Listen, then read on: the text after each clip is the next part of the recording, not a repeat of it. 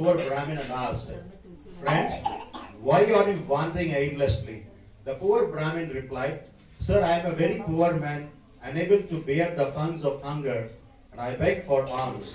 Sir, if you know a way out of this misery, please tell me." Whereupon Lord Vishnu, who was in the guise of an old man, replied, "O Brahmin, Lord Satyanarayana grants his devotees wishes and removes their sorrows. So you should perform his puja and reap its benefits." Lord Vishnu then explained the details of the Satyanarayana Vrata to the poor Brahmin and disappeared. The poor Brahmin immediately resolved to perform the puja. After a sleepless night, he got up early in the morning and went to beg for alms. That day he got a lot of money with which he bought fruits and milk, curd and honey, and performed the puja with his relatives and friends. With Lord Satyanarayana's grace, he shed his poverty and lived a contented life. Every month on the full moon day, he performed the puja and finally attained moksha, that is salvation. Maharishi Sudha thus told the assembled rishis the story which originally was narrated by Lord Vishnu to Narada Muni. The rishis again addressed Maharishi Sudha, "O great one, please tell us in detail who else performed the puja." Maharishi Sudha continued, "One day, when the poor Brahmin from Kasi was observing the Satyanarayana Vrata, a woodcutter entered his house. What good it would bring. The Brahmin, who had been bestowed with the Lord Narayana's grace, spoke, 'This is called the Satyanarayana Vrata. Anyone who observes this Vrata will get all riches. I myself have been bestowed with wealth.' The woodcutter was delighted to hear this. He learned the proper way to perform the puja, ate the prasad that was offered, and went his way. With the Lord Satyanarayana on his mind, the woodcutter resolved that he would observe the Vrata with whatever he was going to make by selling firewood that day. He went to that part of the city where rich people lived, sold the firewood, and made twice the normal profit. Pleased with his luck, the woodcutter bought bananas, sugar, ghee, milk, curd, honey, and wheat flour, and performed the Satyanarayana puja with his friends and relatives. By Lord Narayana's grace, he too acquired enormous wealth and lived comfortably and attained moksha. End of chapter 2. Om Shri Satyanarayana Namaha. Govinda Nama Sankirtanam Govinda Govinda.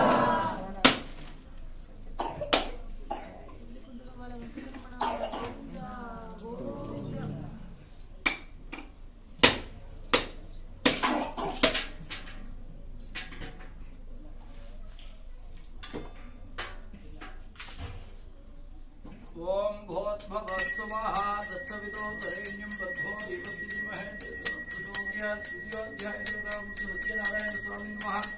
समस्त भक्षणान्वेद्यं नारीहिरण्यते कत्रीकुलं काश्मीरवलं ताम्बूलं समर्पयामि।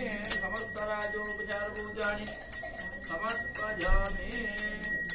ओम कल्याणात्मदगात्राय कामिधात्तप्रदायने श्रीमद्वेङ्कटनिवासाय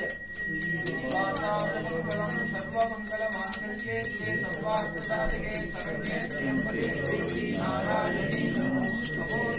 महालक्ष्मीं विघासमेत महाविष्णु सत्यनारायण स्वामी महादुर्गोऽध्याय देवतामुक्ति नमः। कर्पूरनिराञ्जनं दर्शयामि निरान्तराजमणीयं समर्पयामि। गोविंद नाम संकीर्तनं गोविंदा गोविंदा। अस्य यजमानस्य सत्यनारायण पूजा कथा श्रवण द्वितीयोऽध्याय देवता प्रसाद बल सिद्धिरस्तु। सत्याः सन्ति यजमानस्य कामाः तृतीयोऽध्यायः।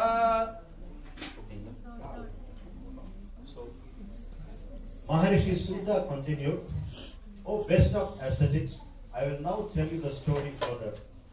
In the olden days, there lived a wise king by the name Ulkamukha. He had mastered all his senses and always spoke the truth. He used to go to the temple every day and give gifts to the Brahmins. His lotus-faced wife was a pure and pious woman. One day, the royal couple was performing the Satyanarayana puja at the banks of the river Bhadrashila. At that time, a merchant called Sadhu stayed by. Seeing the king perform some puja, Sadhu stopped his boat, got off and addressed the king humbly, "O king, would you kindly tell me what you are doing with such devotion and concentration?" The king replied, "O Sadhu, I have no children. In order that I may be blessed with children, I am worshipping the Almighty Lord Satyanarayana." On hearing this, Sadhu spoke humbly, "O king, please tell me how to perform the puja. I would like to observe the vrata, as I have no children." The king told him all the details. Sadhu returned home with great joy, told his wife that they should perform Satyanarayana puja, which will fulfill their desire to have children. He then resolved to perform the puja after the child was born. Then by the divine grace, Sadhu's wife Leelavati conceived, and in due course a beautiful daughter was born to them. They named the child Kalavati. One day, Leelavati reminded her husband of his promise to perform the puja. Sadhu told his wife that he would do the puja at the time of his daughter's wedding and got busy with his work. In the meantime, Kalavati grew up and blossomed into a lovely girl. Sadhu sent out messengers to find a suitable bridegroom for his daughter. One of his messengers found a good-natured and handsome boy in a Vaishya family from Kanchananagar. Sadhu found the boy to be a suitable match for Kalavati and celebrated his daughter's wedding with great pomp and show. But Sadhu completely forgot about the Satyanarayana puja and thus angered Lord Satyanarayana. Then one day, Sadhu went on a business trip with his son-in-law. He stopped to trade at Ratnapura that was ruled by King Chandraketu. Lord Satyanarayana placed a curse on Sadhu. One day in Ratnapura, some thieves robbed the king's treasury and were running away. The king's soldiers followed them in hot pursuit. The frightened thieves threw the things that they had robbed near Sadhu and his son-in-law, who were sleeping under a tree, and escaped. Finding the king's treasure near Sadhu and his son-in-law, the king's soldiers arrested them and brought them before the king. The king ordered them to be chained and thrown into prison. Because of Lord Narayana's Maya, nobody even listened to what Sadhu had to say in his defense. So King Chandraketu also confiscated all of their merchandise.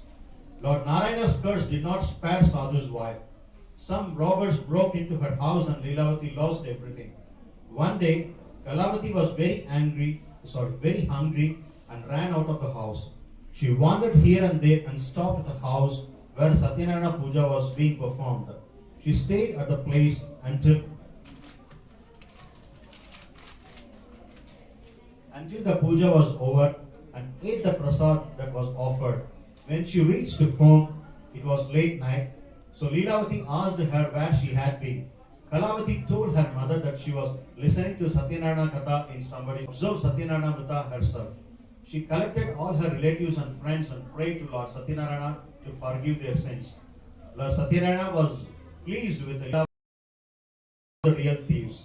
If the king failed to do so, Lord Narayana warned that his kingdom, wealth and children would all suffer. So next day, the later were frightened and stood before the king with bowed heads. The king talked to them gently and said, "You took new clothes and lots of gifts," and bade them goodbye. End of chapter 3. Om Shri Satyanarayana Namaha.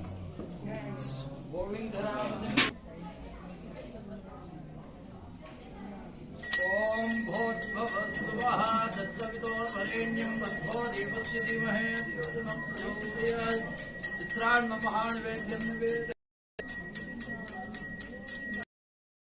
कामकामाधुन्यो कामेश्वरो वै श्रवणो ददातु वेदादि वै श्रवणाय महाराजाय नमः। या देवी सर्वभूतेषु लक्ष्मीरूपेण संस्थिता नमस्ते नमस्ते नमस्ते नमो नमः। महालक्ष्मी महाविष्णु सत्यनारायण स्वामी नमः। तृतीयोऽध्याय देवतामूर्ति नमः। तत्तुगणिलाक्षणं दर्शयामि। गोविन्द नाम संकीर्तनं गोविन्द गोविन्द। अस्य येडुकुंतलवाडः वेंकटरमण आपद्बान्धव अनाथरक्षक गोविन्द